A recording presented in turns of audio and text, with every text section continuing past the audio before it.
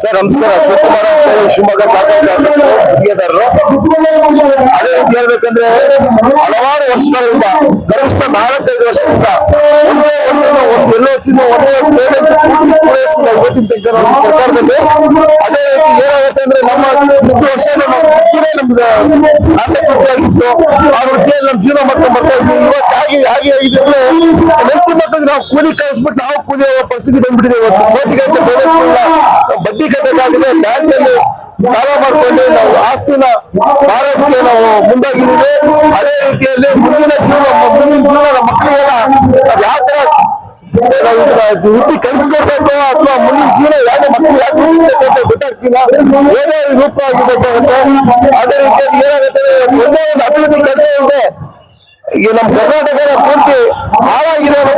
ಅಭಿವೃದ್ಧಿ ಕೆಲಸ ಇದ್ರೇನೆ ಪ್ರತಿಯೊಬ್ಬರಿಗೂ ಒಂದು ಎಳರಿಕೆ ಮಾಡೋದು ಇರಲಿ, ಬಟ್ಟೆ ಬರಿ ಮಾಡೋದು ಇರಲಿ, ಬಂಗಾರದ ಅಭಿವೃದ್ಧಿ ಆಗುತ್ತೆ. ನೀವು ಯಾವುದೇ ರೀತಿ ಡೆವಲಪ್ಮೆಂಟ್ ಇಲ್ಲದೆ ನೀವು ನಮ್ಮ ಕಾಂಟ್ರಾಕ್ಟರ್ ಬಹಳ ನಷ್ಟ ಉಂಟಾಗಿದ್ದೀರಾ. ಇದನ್ನ ದಯವಿಟ್ಟು ಮುಂದುವರಿಸಬಾರ್ದು. ಇದನ್ನ ಪೇಮೆಂಟ್ 35,000 ಕೋಟಿ ಪೇಮೆಂಟ್ ಇಮಿಡಿಯೇಟ್ ಈ ವರ್ಷನೇ ಕೊಟ್ಬಿಟ್ಟು ಮಾರ್ಚ್ ಒಳಗೆ ಕೊಟ್ಬಿಟ್ಟು ಹೊಸ ಟೆಂಡರ್ಗಳನ್ನು ಕರೆದು ಡೆವಲಪ್ಮೆಂಟ್ ಮಾಡಿ ನಮ್ಮ ಜೀವನಕ್ಕೆ ಅನುಕೂಲ ಮಾಡಿಕೊಡ್ಬೇಕಂತ ಹೇಳ್ಕೊಡ್ತಾರೆ. ನಮ್ಮ ಜೀವನ ಮತ್ತೆ ಎಲ್ಲರಿಗೂ ಜೀವನ ಇರುತ್ತೆ. ಕೂಲಿ ಕಾರ್ಮಿಕರ ಜೀವನ ಅನುಕೂಲ ಮಾಡಿಕೊಡ್ಬೇಕು. ಅದೇ ರೀತಿ ನಮ್ಮ ಕರ್ನಾಟಕ ಅಭಿವೃದ್ಧಿ ಆಗುತ್ತೆ. ಜೀವನ ಅನ್ನೋದಕ್ಕಿಂತ ಕರ್ನಾಟಕ ಅಭಿವೃದ್ಧಿ ಮಾಡಬೇಕು ಅಂತೇಳಿ ನಿಮ್ಮ ಕೆಲಸ ಪ್ರಾರ್ಥನೆ ಮಾಡ್ಕೊಡ್ತಾರೆ. ಸರ್, ಇದು ಮುಖ್ಯಮಂತ್ರಿಗಳು ಸಿದ್ದರಾಮಯ್ಯ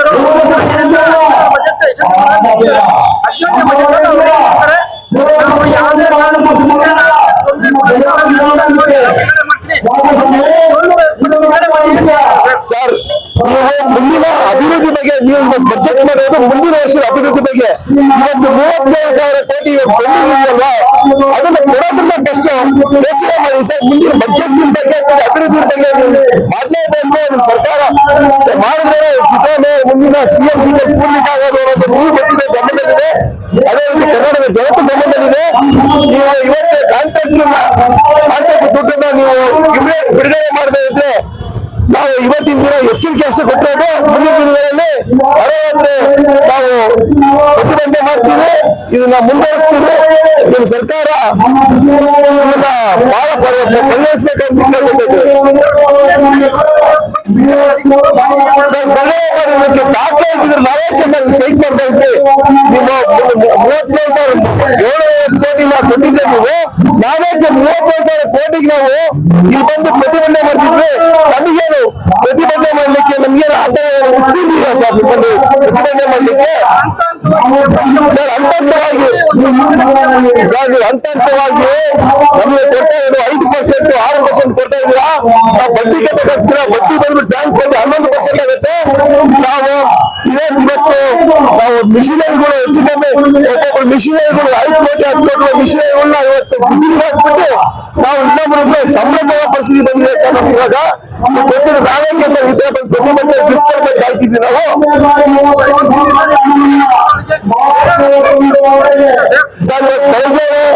ನೀವು ಸೂಚನೆ ಕೊಟ್ಟಿದ್ದೀರಾ, ನಾವು ಇದನ್ನ ಬಗೆಹರಿಸ್ತೀರಾ ಅಂತ ಹೇಳಿದ್ದೀರಾ. ನೀವು ಬಂದು ಬಗೆಹರಿಸೋ ಮುಖ್ಯನ ಸರ್. ಈ ಪ್ರತಿಭಟನೆಗೆ ಈ ವಾರದಲ್ಲೇ ನಮಗೆ ಮಾರ್ಚ್ 20 ನೀವು ಪೂರ್ತಿ ಚೆಕ್ಕನ್ನು ಕೊಡಬೇಕು. ಕೊಡ್ತೇವೆ ನಿಮಗೆ ಭರವಸೆ. ಇದು ಏಪ್ರಿಲ್ ತಿಂಗಳು ಕೊಡ್ಲಿಕ್ಕಾಗಲ್ಲ. ಮಾರ್ಚ್ 25 ಒಳಗಡೆ ಕೊಟ್ರೇನೆ ನಿಮ್ಮ ಭರವಸೆ ಈಡೇರಿದೆ ಅಂತೇಳಿ ಅನ್ಕೊಳ್ತೀವಿ. ಮುಂದಿನ ನಮ್ಮ ಜೀವನಕ್ಕೆ, ನಮ್ಮ ಹೆಂಡತಿ ಮಕ್ಕಳ ಜೀವನಕ್ಕೆ ಮತ್ತೆ ಕೂಲಿ ಕಾರ್ಮಿಕರ ಜೀವನಕ್ಕೆ ಅನುಕೂಲ ಮಾಡ್ಕೊಡ್ಬೇಕು. ಅದೇ ರೀತಿ ಕರ್ನಾಟಕ ಅಭಿವೃದ್ಧಿ ಮಾಡ್ಕೊಡ್ಬೇಕು ಅಂತ ಕೇಳ್ಕೊಡ್ತಾ ಮನವಿ ಮಾಡ್ಕೊಡ್ತಿದ್ದೇನೆ ಸರ್. ಲೈನ್ ಅಪ್ ಕ್ರೆಡಿಟ್ ಆಗಿರ್ಬೋದು, ಇದರ ಬಗ್ಗೆ ಅವರು ಫೈನಾನ್ಸ್ ಅಲ್ಲಿ ಪ್ರಯತ್ನ ಮಾಡ್ತಾ ಇದ್ದಾರೆ. ಅದಕ್ಕೆ ಪ್ರಯತ್ನಕ್ಕೆ ನಾವೆಲ್ಲರೂ ಸಂಘಟನೆ ಕೊಡುವಂತ ಸತೀಶ್ ಜಾರಕಿಹೊಳಿ ಅವರು ನಮ್ಮ ಬೆಳಗಾವಿ ಜಿಲ್ಲೆಯಲ್ಲಿ ನಾವು ಫಸ್ಟ್ ಸ್ಟ್ರೈಕ್ ಮಾಡಿದ್ವಿ. ಅನ್ಸ್ಬೇಕಾಗುತ್ತೆ. ಸಿಬಿಎಫ್ 5 ಲಕ್ಷಕ್ಕೆ 10 ಲಕ್ಷ ಮಾಡಿದ್ರು. 10 ವರ್ಷ ಮೀಟಿಂಗ್ ಕರೆದು ಆಮೇಲೆ ನಮ್ದು MDP ಆಗಿದೆ. PWD ಇಲಾಖೆಯಲ್ಲಿ ಯಾವುದೇ ತೊಂದರೆ ಇಲ್ಲ. MDP ಬಗ್ಗೆ ಇನ್ನು ಇಲಾಖೆಯಲ್ಲಿ ಬಹಳ ತೊಂದರೆ ಆಗ್ತಿದೆ. ಅದನ್ನು ರಾಜ್ಯದ ಗುತ್ತಿಗೆ ಸಂಘ ಅಧ್ಯಕ್ಷರು ಪ್ರಯತ್ನ ಮಾಡ್ತಾ ಇದ್ದಾರೆ. ನಿಮ್ಮ ಸಹಕಾರ ಬಹಳ ಬೇಕು. ಇದರಂತೆ ನಮ್ಮ ಲೋಕೋಪಯೋಗಿ ಸಚಿವರು ಇನ್ನೂ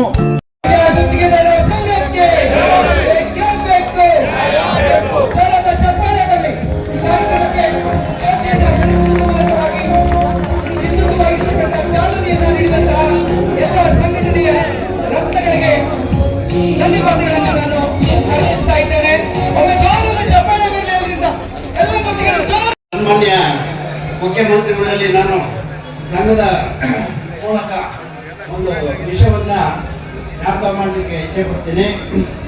ಬಹಳ ನೋವಿನಿಂದ ಹೇಳುವಂಥ ವಿಷಯ ಇದು. ಯಾಕಂದ್ರೆ ಆಗಿನ ಸಮಯದಲ್ಲಿ ವಿರೋಧ ಪಕ್ಷಗಳ ನಾಯಕರು ಈಗಿನ ಹಾಲಿ ಮುಖ್ಯಮಂತ್ರಿಗಳಾದಂಥ ಸಿದ್ದರಾಮಯ್ಯನವರು ಗುತ್ತಿಗೆದಾರರಿಗೆ ಪ್ರಾಮಿಸ್ ಮಾಡಿದ್ರು, ನಮ್ಮ ಸರ್ಕಾರ ಬಂದರೆ ನಾವು ₹1 LOCಗೆ ದುಡ್ಡನ್ನ ಕಮಿಷನ್ ರೀತಿಯಲ್ಲಿ ಕೇಳಲ್ಲ, ನಿಮ್ಮ ಹಣವನ್ನು ಕೂಡಲೇ ನಾವು ಬಿಡುಗಡೆ ಮಾಡ್ತೀವಿ ಅಂತ ಹೇಳಿದಾರಲ್ವ ಸ್ವಾಮಿ.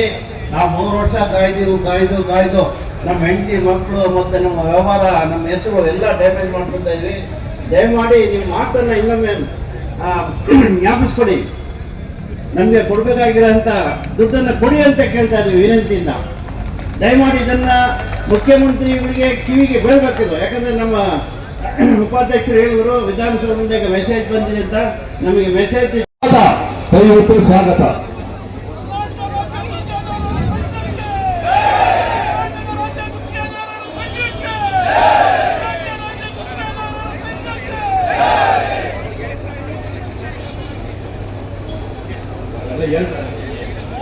ಉಪಾಧ್ಯಕ್ಷರು ವಿನೋದ ತಾನೇ ವೇದಿಕೆಗೆ ಆಗಮಿಸಿದಂತ ಕ್ರಷರ್ಸ್ ಮಾಲೀಕರ ಸಂಘದ ಅಧ್ಯಕ್ಷರಾದಂಥ ಪುರುಷೋತ್ತಮ ಅವರಿಗೆ ಸ್ವಾಗತವನ್ನು ಕೋರ್ತಾ ಇದ್ದೇವೆ.